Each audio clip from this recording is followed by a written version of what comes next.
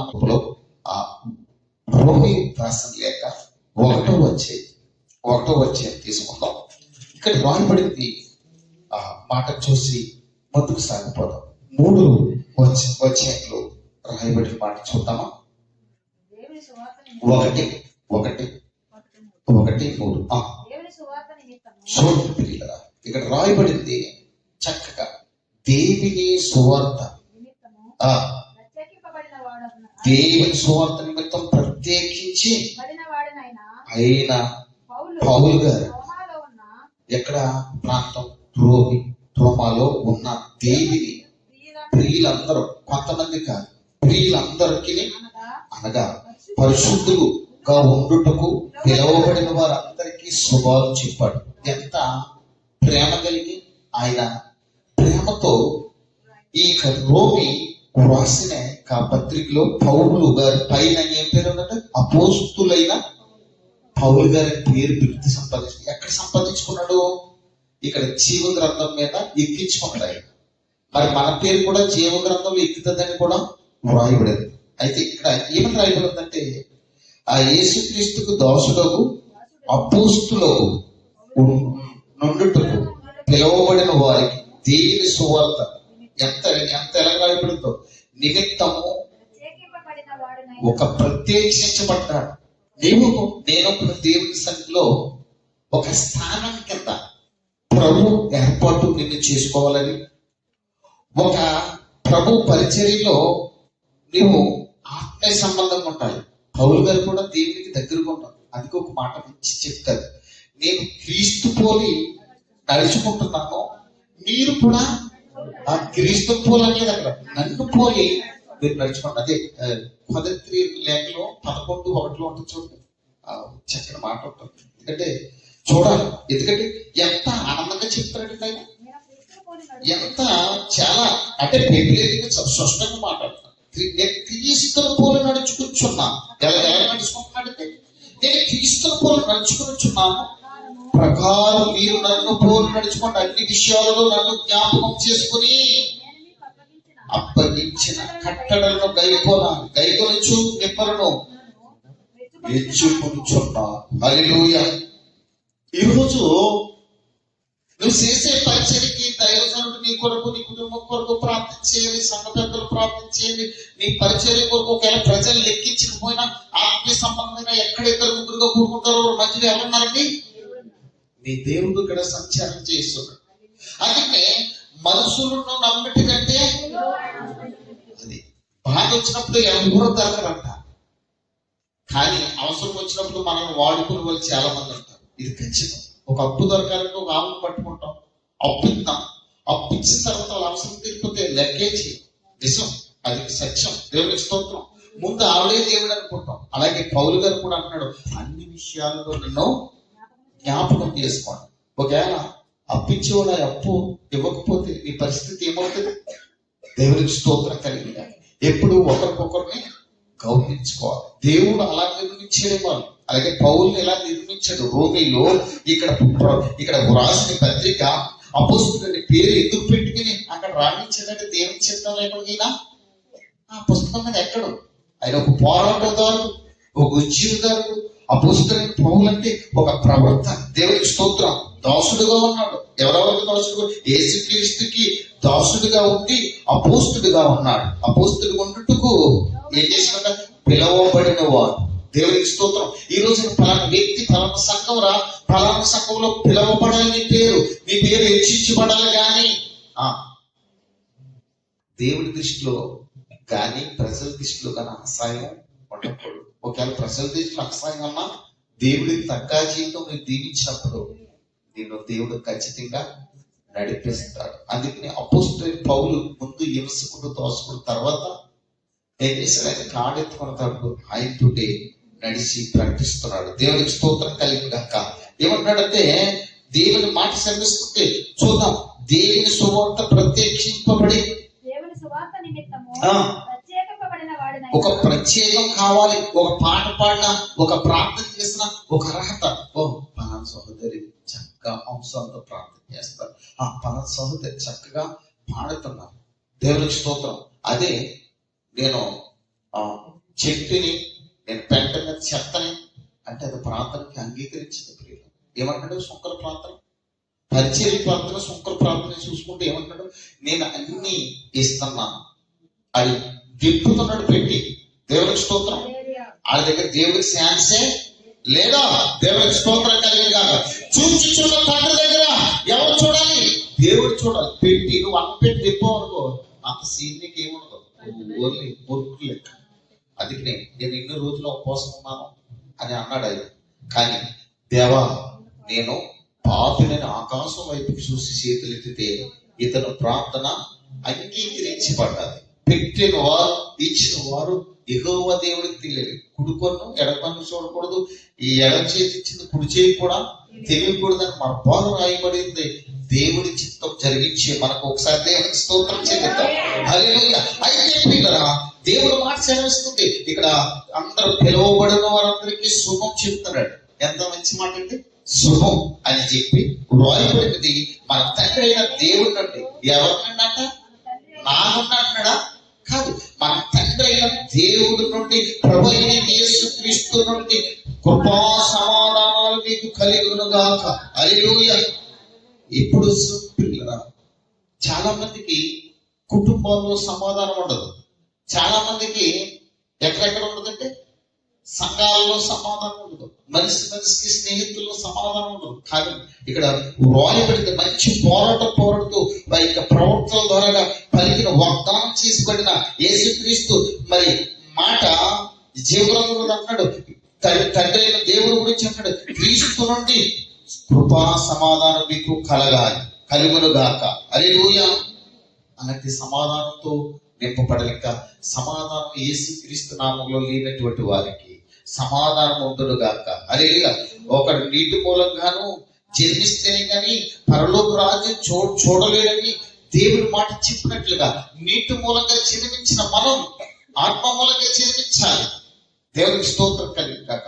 వాక్యం మూలంగా కూడా మనం నడుచుకోవాలి. అందుకే దేవుడి మాట దయచేయబడిన మాటను ప్రియులరా మనం శ్రద్ధగా వినాలి. దేవునికి స్తోత్రం. ఏమన్నాడు రోమీలో రాసిన పత్రికలు ఇదే సాక్షితమైన ఈ ఉదయకాల సమయంలో ఆరాధన మనకు తెలియజేస్తున్నాడు.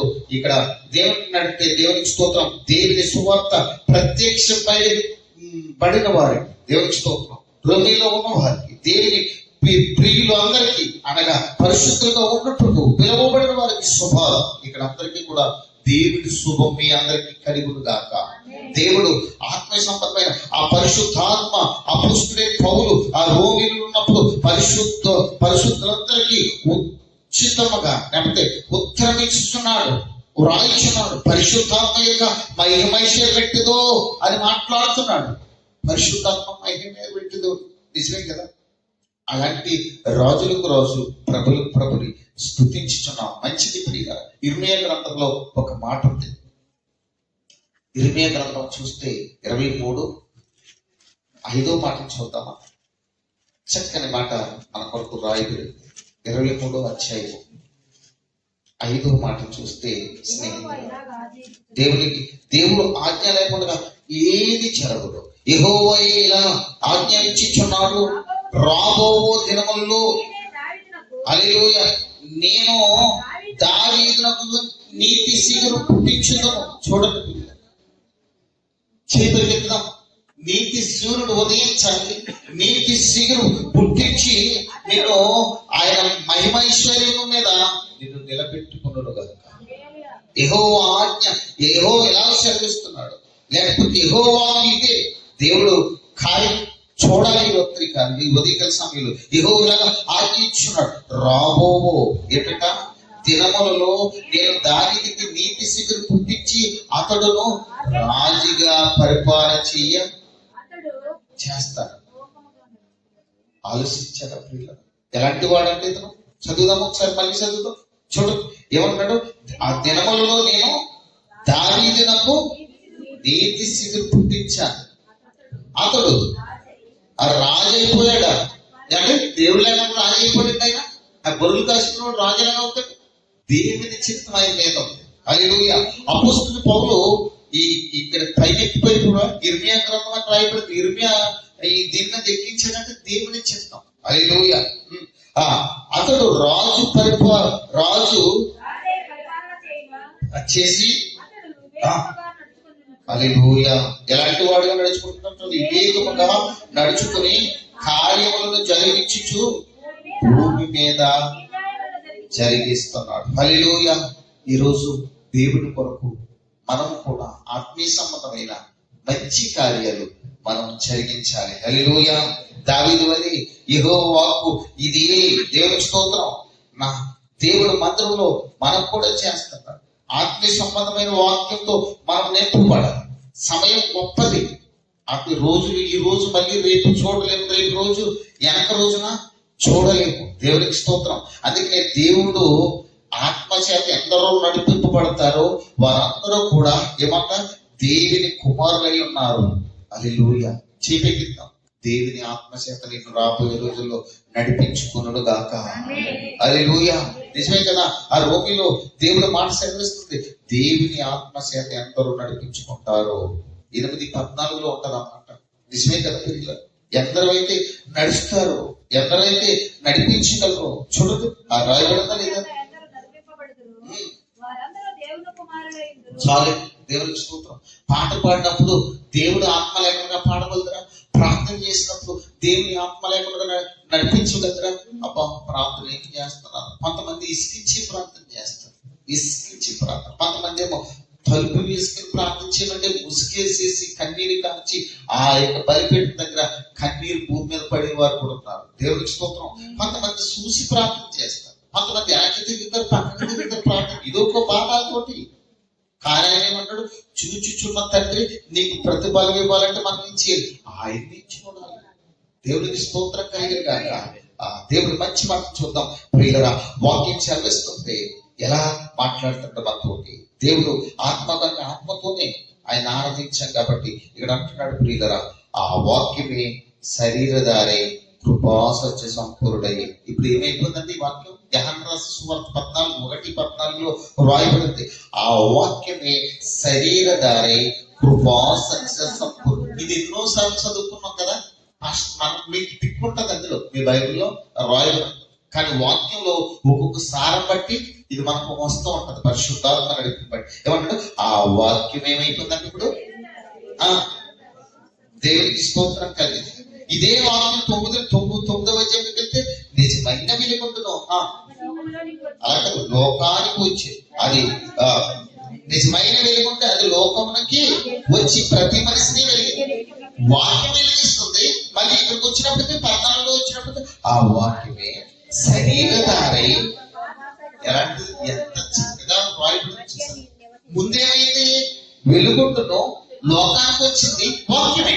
మళ్ళీ అది ప్రతి మనిషిని వెలిగించింది. వెలుగులో ప్రవేశించిన మనం వాక్యం అనే వెలుగు. దేవునికి స్తోత్రం. సాతానుకు వెలుగు అంటాడు. వెలుగు గురించి దాని గురించి రాయబడదు. ఏది కాదనగలుగుతాం? మంచిది. ఇప్పుడు నీ శరీరంలో ఏముంది ప్రియులరా? వాక్యమే శరీరం ధారే కృపా సత్య. ఇందాక కదా కృప సమాధానం రాయబడింది కదా. ఇప్పుడేమంటున్నాడంటే శరీరధారే కృపా సత్య సంపూర్ణగా మన మధ్యలో నివసించి తండ్రి వలన కలిగిన ఆద్వితీయ కుమారుడు మహిమ వలె ఆయన మహిమ. దేవునికి స్తోత్రం. దేవునికి మహిమ కనుగొంటిని. అంటే ప్రార్థన చేసినప్పుడు చూడకుండా కొన్ని ఆత్మ ఫలాలు మనకు దొరుకుతుంటాయి. ఎప్పుడు కూడా భక్తి వ్యర్థం కాదు పిల్లలు. ఎప్పుడు కూడా ఏదో రోజున ప్రస్తుతం కష్టాలు రావచ్చు, కానీ ఏదో రోజున ఇచ్చిస్తారు. చూడండి, వ్యర్థమైన భక్తి అన్ని చూపిస్తుంది, అన్ని ఇస్తారు, కానీ ఒక రోజున ఓడిపోతారు. అవునా కదా? అవును. నిజమైన భక్తి ఓ రోజున మంచి నడిపెడతారు. అందుకంటున్నాడు, సత్యం సంతయ్యలో పడను, నీతికి న్యాయానికి ఆటంకం కలిగిస్తారు. కానీ సత్యమే ఎప్పటికైనా సరే, ఎప్పటికి కూడా నీతి ఓడిపోదు. సత్యం సంతయ్యలో పడ్డా కానీ అది ఎప్పుడు కూడా సమాధానం ఇస్తారు. దేవునికి స్తోత్రం. అందుకే దేవుడు మాట సెలవిస్తుంది, ప్రియులరా ఇదిగో ప్రియులరా, దేవుడి వాక్యం తనని ఎందరో అంగీకరిందరో వారందరూ అనగా తన నామమున ఎందు విశ్వసించే వారందరూ దేవుని పిల్లలు అవుతారట. ఎవరైతే విశ్వసిస్తారో దేవుడి పిల్లలు అవుతారని దేవుడి మాట సెలవిస్తుంది. మంచిది. దేవుడి మాట గలతీ రాసిన పత్రికలో 4:4 మాట చూద్దాం. చూడండి, 4వ అధ్యాయం 4లో రాయబడిన మాట చూసి ముందుకెళ్దాం. అయితే కాలం సంపూర్ణమైనప్పుడు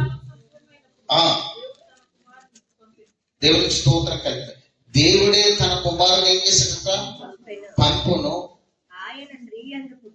దేవుడికి స్తోత్రం. ఆయన స్త్రీ అంటే పుట్టాడు.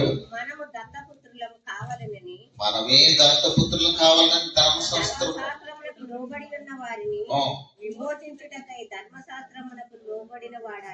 దేవుడికి స్తోత్రం. ఎంత ఆత్మీయ సంబంధమైన మాట సంపూర్చాడు చూసారా? మనం ఆలోచించాలి. ఎక్కడ తండ్రి దగ్గర ఉడుపువారి మీద కూర్చున్న ఆత్మీయ తండ్రి ఏమంటాడు? అయితే కాలం సంపూర్ణమైనప్పుడు అంట. అంటే ఆ కాలం సంపూర్ణమయ్యే రోజు ఎప్పుడు? దేవునికి స్తోత్రం. కాలం సంపూర్ణమైనది దేవుని రాజ్యం ప్రవేశిస్తుంది అంటాడు. నన్ను బాప్తిసం పొందిన వాడు రక్షించబడును, నమ్మని వారికి శిక్ష విధింపబడినని రాయబడదు కదా. నిజమే. ఈ రోజున కాలం సంపూర్ణమయ్యే రోజులు మరి జరిగినాయా జరగకుండా రాయబడిందా? దేవుడికి స్తోత్రం కలిగింది కాక రాయబడింది. ఎందుకంటే దేవుడిచ్చిన మాటలు ఏమైనా చాలా ఆత్మీయ సంబంధమైన మాటలే మనకి ఇస్తాడు తప్ప ఏది కూడా ఒకటి చుల్లైనను ఏంటంటే పుల్లైనను చున్నైనను ఉండదంటాడు. అందుకని దేవుడి మాట సెలవిస్తుంది. కాలం సంపూర్ణమైనది దేవుని రాజ్యం ప్రవేశిస్తుంది. కాలం సంపూర్ణమైనది నిజమే. ఇక్కడ ఏమంటాడు? కాలం. అయితే ఆ కాలం పరిపూర్ణమైనది అంట. ఏ కాలం? ఆయన పరిపూర్ణమైనప్పుడు దేవుడు తన కుమారుని పంపి ఆ స్త్రీ ఎందు పుట్టి. ఎలాంటి పుట్టట చూడు. స్త్రీ అవసరం వచ్చింది. కన్యక పరిశుద్ధాత్మ ద్వారా ఆ స్త్రీ ఎందు పుట్టి మనం అందరము కూడా ఎలాంటి వారంట? చాలా మంది దత్తాలు చేసుకుంటాం. దేవునికి స్తోత్రం. మనందరినీ ఆయన ఏం చేశాడు? ఇప్పుడు దత్తపుత్రులుగా కుమార్తెలుగా చేసుకున్నాడు ఆయన. హల్లెలూయా. కావాలని ధర్మశాస్త్రం మనకు లోబడి ఉన్న వారిని విమోచించుటకే ధర్మశాస్త్రమునకు లోబడి ఉండాలి. హల్లెలూయా. మరియు మీరు అది ప్రార్థన, నాయన తండ్రి అని మొరపెట్టి తన కుమారుని ఆత్మను దేవుని మన హృదయములలోనికి పంపాలి. చూడండి, ప్రార్థన చేసినప్పుడు పిల్లలు దేవునికి స్తోత్రం. నాయన తండ్రి అంటే నవ్వుకుంటాం, కానీ ఇది ఎంత మంచిది. చాలా మంది ఒక్కొక్కరు అంటారు నాయన అన్నప్పుడు ఉన్నవాళ్ళతో నవ్వులు వస్తాయి. దేవునికి స్తోత్రం. దేవుడికి ప్రార్థన చేసినప్పుడు సంపూర్ణమైన ప్రార్థన మనం చేయాలి. హల్లెలూయా. ఆయన తండ్రి లేకపోతే అబ్బా తండ్రి అని మనం ప్రార్థన చేయాలి. ప్రియులారా, దేవుడికి విశ్వాసమైన ప్రార్థన. పెదవులిప్పినప్పుడు ఏం చేయాలంట? పెదవులిప్పినప్పుడు శాటిలైట్ లో పక్కనే ఈ ఉండకూడదు. మంచి నోరుగా సువాసన, పరిమళ సువాసనగా ఉండాలి. దేవుడికి స్తోత్రం కలిగింది. మంచిది ప్రియులారా. ఎందుకంటే దేవుడు ఆ కాలంలో మనందరినీ ఎరిగి నిజంగా నడిపిస్తాడు. ఆత్మీయ సంబంధమైన ప్రేమలో మనం నడుచుకుంటాం. అందుకే దేవుడు ఆత్మచేత ఎందరైతే నడిపించబడతారో వారందరూ కూడా దేవుని కుమారులు అంటారు. అందుకే నువ్వు ఎవరో అనుకుంటున్నావు కదా, నన్ను నడిపించే దేవునికి స్తోత్రం అని మనం ప్రార్థన చేసుకోవాలి. దేవునికి స్తోత్రం కలిగిన కాక నీ భక్తి, నీ విశ్వాసం గొప్పది ప్రియులారా. అందుకే దేవుడు మాట సెలవిస్తుంది. ఈ రోజు దేవుడు వాక్యం సెలవిస్తుంది ప్రియులారా. ఆదికాండంలో 3వ అధ్యాయం తీసుకుందాం. 3లో ఒక మాట రాయబడింది కదా. 3:15 తీసుకుంటే చాలా ఆత్మీయ సంబంధంగా మనం మాట్లాడుకుందాం. పరిశుద్ధాత్మ దేవుడు మనం నడిపించినట్లు ఈరోజు దేవుడికి స్తోత్రం. వైరం గురించి మాట్లాడుతున్నాడు ఇక్కడ. మరియు నీకు స్త్రీకి నీ సంతానాన్ని చూసారా? ఎక్కడంట? అపవాద సంతానానికి, అమ్మగారి సంతానానికి. దేవుడికి స్తోత్రం. మరియు నీకును స్త్రీకి ఫస్ట్ ఆది కాండంలో అమ్మమ్మ గారి కదండి వస్తే ఇంకేమంటే అవుతున్నారా ఫస్ట్ అంటే ఇంకా ఎవరు చెప్పండి తప్పలేదు. దేవునికి స్తోత్రం కలిగిందా. హల్లెలూయా. దేవుడు మాటలు సెలవిస్తున్నాయి. ఇప్పుడు ఇక్కడ ఏదైనా తోటలు వేసినప్పుడు తినొద్దన్న పండు తిన్నప్పుడు ఇదంతా కూడా హిస్టరీ రాయబడి ఉంది కదా. దేవునికి స్తోత్రం కలిగిందా. ఏమన్నాడంట, ఇదిగో దేవుడు మాట సెలవిస్తుంది చూడండి 13 నుంచి చూస్తే, అప్పుడు అబ్రహాము అప్పుడు దేవుడైన యెహోవా స్త్రీతో నీవు చేసినది ఏమిటి? ఎవరు అడిగారు? ముందే దేవుడు ఏం చెప్పాడు? చెట్టేసి ఏదో తోటలో మంచి మైండ్ ఉన్న చెట్టు పండ్లు తినమంట తినొద్దన్నాడా? మరి ఏం చేయాలి? తిన్నా. అందుకనే తిన్నాడు కాబట్టి ఈయన ఎవరు అడుగుతున్నారు? ఇందులో రాయబడింది కదా, దేవుడే మాట్లాడుతున్నాడు అమ్మమ్మ గారితో. ఏమంటాడు? దేవునికి స్తోత్రం. 13 కానించి ఒకసారి చదువుదాం. అప్పుడు దేవుడైన యెహోవా, ఏం పేరండి ఇది? దేవుడైన యెహోవా. చాలా మంచి ఉంటాయి. ఆ అమ్మమ్మ గారి పేరు చాలా మంచిది.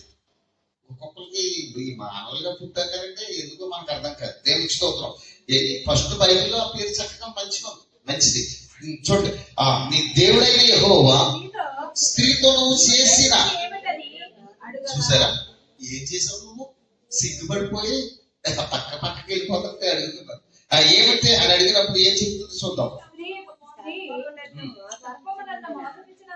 తెలుస్తుందంట, నెప్పు తగిలితేనే. చూడండి, స్త్రీలు వివాహం చేసిన తర్వాత దంపతులు అందరూ కలుసుకున్న తర్వాత ఎప్పుడు బాధ కలుగుతుందండి? కన్నప్పుడే. అమ్మాయి బాబాయ్ అంట. దేవుడికి స్తోత్రం కలిగింది.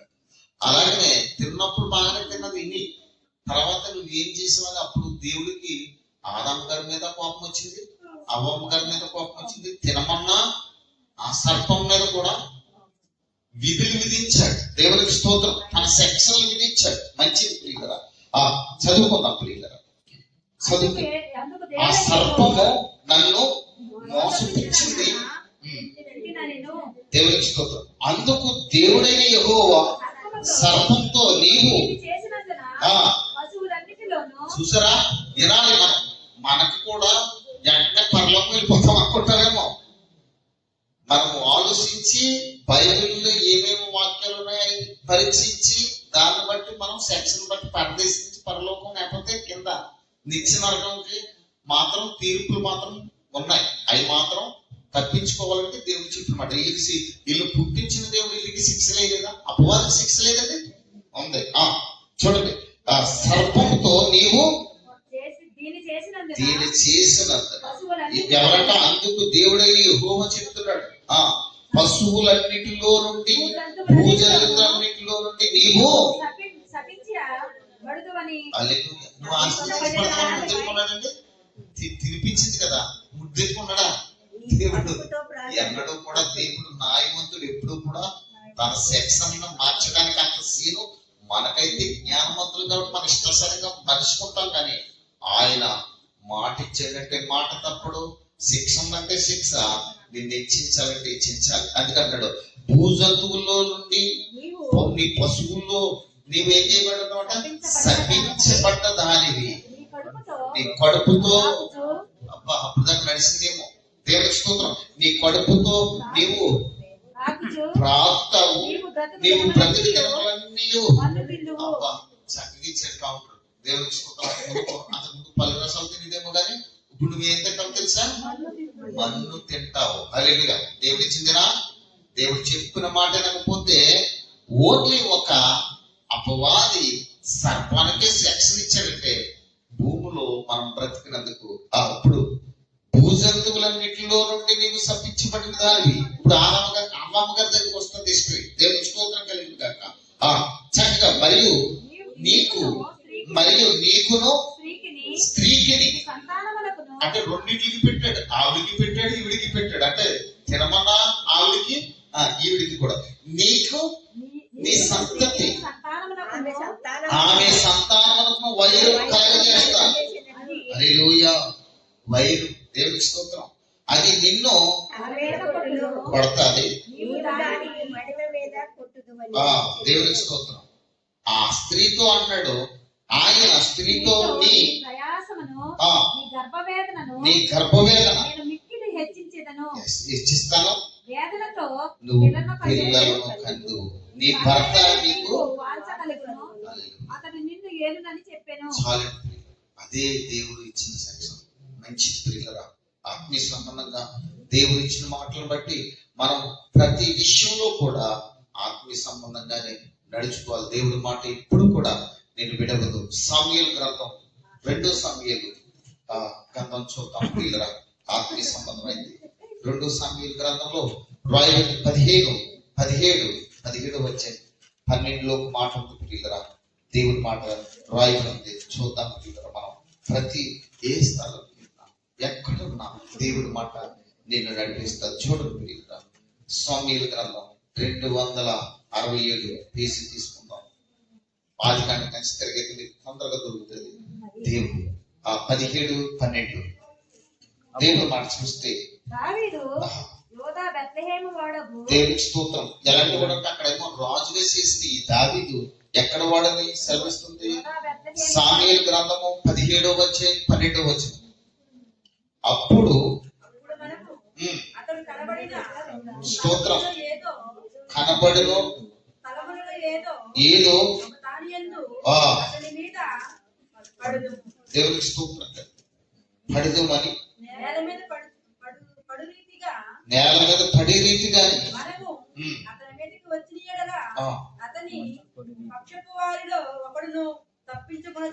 హల్లెలూయా. చూసారా, ప్రతి విషయంలో కూడా అడుగులు కనుగొంటున్నారు, ఆలస్యం భయపడినా చెయ్యి పట్టి వెన్ను తట్టి చక్కని ఆలోచన. తన దగ్గర 2వ కీర్తనలో మంచి మాట రాయబడి ఉంది ప్రియులు. 2 కీర్తనలో 7వ అధ్యాయంలో అన్న మంచి మాట రాయబడి ఉంది. ఎందుకంటే చూడ ఎప్పుడు దేవుడు ఎప్పుడు కూడా ఏదో ఒకటి మాట మనకి నడిపిస్తూనే ఉంటాడు. 2లో చదువురా. కట్టడలు ఏం చేస్తారంట? వివరిస్తారు. హల్లెలూయా. కట్టడలను వివరించుకుని యెహోవా నాకు ఎలా సెలవించిన నీవు నాకు. హల్లెలూయా. ఇప్పుడు ఎవరికన్నా మనల్ని దేవుడు మాట సెలవిస్తుంది పిల్లరా. దేవుడు మాట అంటే కట్టడలను నేను వివరిస్తా.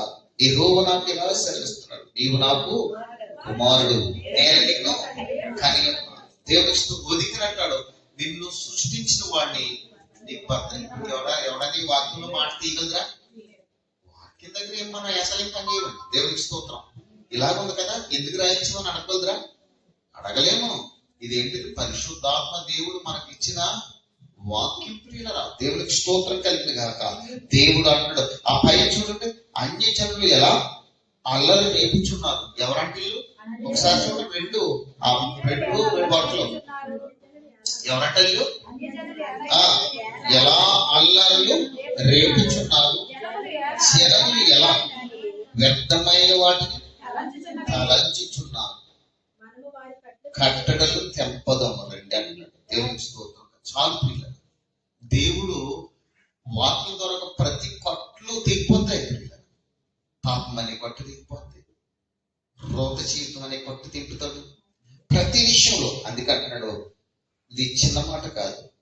నేను 6వ వచనం, నేను నా పరిశుద్ధ పర్వతం మీద సియోను మీద నా రాజు ఆసీనుడిగా. హల్లెలూయా. ఆలోచించండి ప్రియులారా, దేవుడి మాట సెలవిస్తుంది. ఎలాంటి మాట? ఎలాంటి వాడంటేనా, నేను నా పరిశుద్ధ పర్వతం మైన సియోను మీద నా రాజు ఆసీనుడిగా చేసి ఉన్నాడు. అందుకే ఇప్పుడు దేవుడు మాట సెలవిస్తుంది ప్రియులరా, నేను కట్టడలు వివరించున్నాను. యెహోవా నాకు ఇలా సెలవిస్తున్నాడు, నీవు నా కుమారుడు, నేను నిన్ను కని ఉన్నాను. ఆలోచించండి, దేవుడే మన సృష్టి తల్లి గర్భంలో పిండంగా రూపింపే మనం ఎరిగామా, ఆయన ఎరిగాడు. అందుకే కాలం సంపూర్ణమవుతుంది. దేవుడు పర్వతము తొలగిపోయిన మెట్టల దగ్గరిన నా కృప నిన్ను విడిచిపోదు. 89వ కీర్తన దేవుడి మాట రాయబడింది.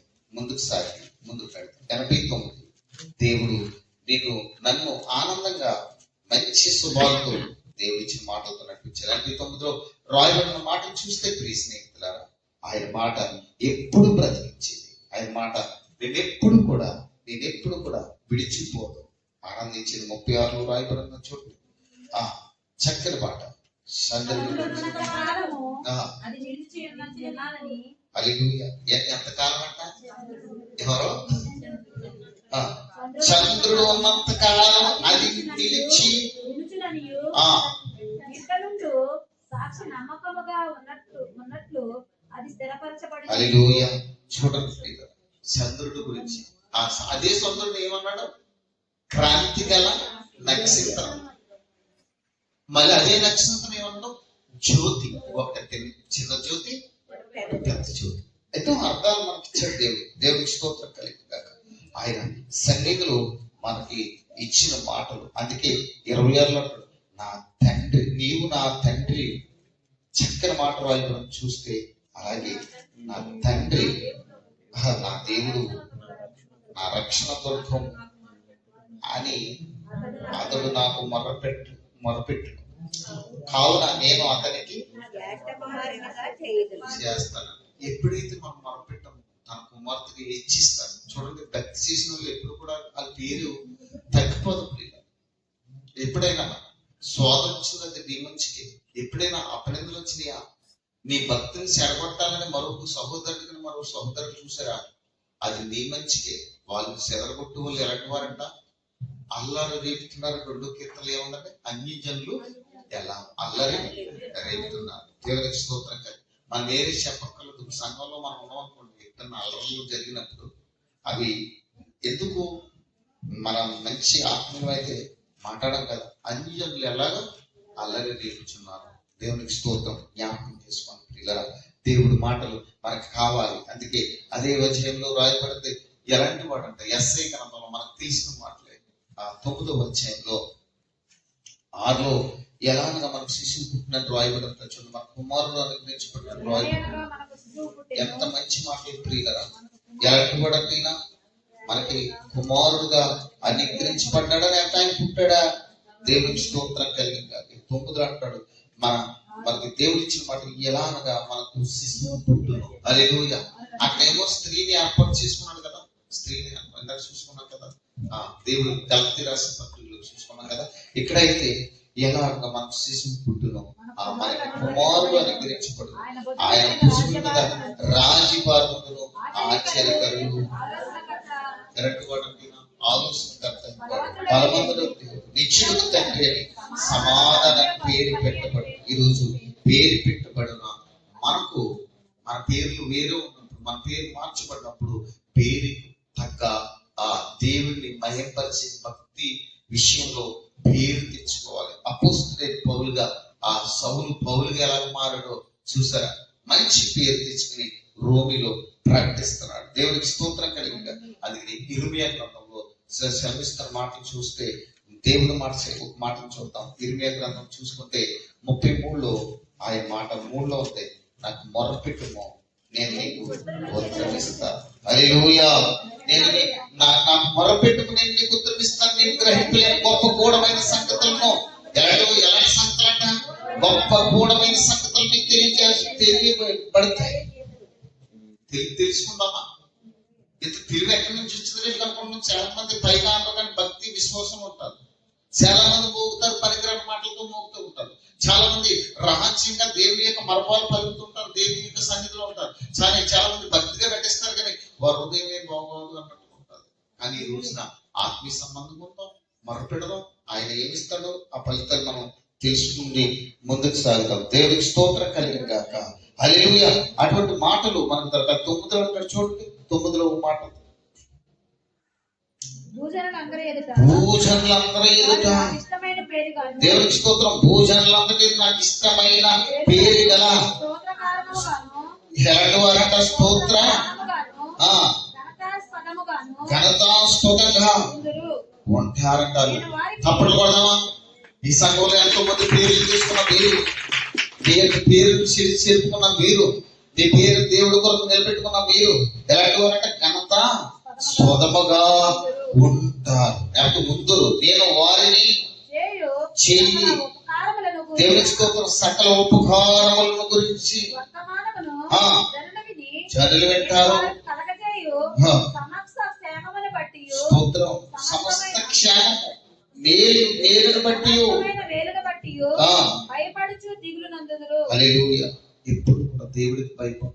హెచ్చించబడతారు. ఎప్పుడు దేవుడికి భయపడ్డవారు, ఎప్పుడు దేవుడికి మొరపెట్టుకున్నవారు. అందుకంటున్నాడు ప్రభు సెలవిస్తున్న మాటలు, సైన్యములకు అధిపతి యెహోవా పరిశుద్ధుడు పరిశుద్ధుడు పరిశుద్ధుడని నిత్యము దూతలతో కొనియాడబడుతున్న తండ్రిని ఎప్పుడు విడిచిపెట్టద్దు. ప్రభు ఆత్మ మనం మెరుగుచ్చినప్పుడు దీనులకు సువార్తను ప్రకటించి వారిగా మనం ఉండాలి. అలాంటి ఆత్మీయ సంబంధం పొందామా? దేవునికి స్తోత్రం కలిగింది గాక. పరిశుద్ధాత్మ దేవుడు మృతుల్లో సజీవుడై ఉన్నాడంట. ఆయన సజీవుడు ఉండి ఆయన సాక్ష్యం తన మృతుల్లోంచి చేసి ఎలా లేచినో వాటి ఆత్మ అలాగే ఉంటుందంట. తిమ్మోతి రాసిన 2 తిమ్మోతి రాసిన పత్రిక చూద్దాం, ఒకసారి తీసుకుని ముగించుకుందాం. 1:7 చూద్దాం. 2 తిమ్మోతి రాసిన పత్రిక. ప్రియ స్నేహితులారా, ఒకే మాట చూసి ముందుకు వెళ్ళిపోతాం స్నేహితులారా. 2 తిమ్మోతికి రాసిన పత్రిక దొరకకపోతే పేజీ నెంబర్ చెప్తాను, చూడండి ప్రియులారా. దేవుడు మాట సెలవిస్తుందా 195 తొందరగా తీసుకుంటే దొరుకుతుంది. ఒక ప్రకటన తిరగండి 195. అది చూస్తే 2 తిమ్మోతి రాసిన పత్రిక 1:7 చక్కని మాట రాయబడుతుంది, మనకు దొరుకుతుంది. ఎలాంటి వాడంట? దేవుడు మనకు శక్తి, ప్రేమ,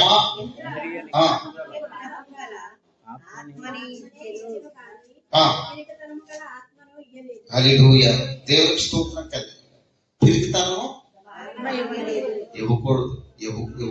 ఈ రోజున మనుషులకు దర్శే భక్తి చాలా మంది దగ్గర ఉంది. మనుషులు చూసినప్పుడు దండాలు ఎట్టేవారు కొంతమంది ఉన్నారు.